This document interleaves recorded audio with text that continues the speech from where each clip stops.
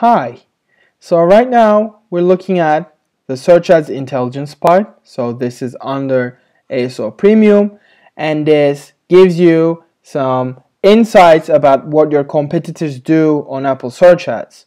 So first and foremost, you're able to see how many keywords an app is bidding on Apple search ads.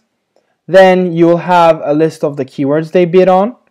You will have access to these keyword metrics, the keyword popularity. So it's the search score under the default mobile action dashboard. You have the chance, if applicable, you have the current organic ranking, the total app numbers, and then most importantly, the impression share.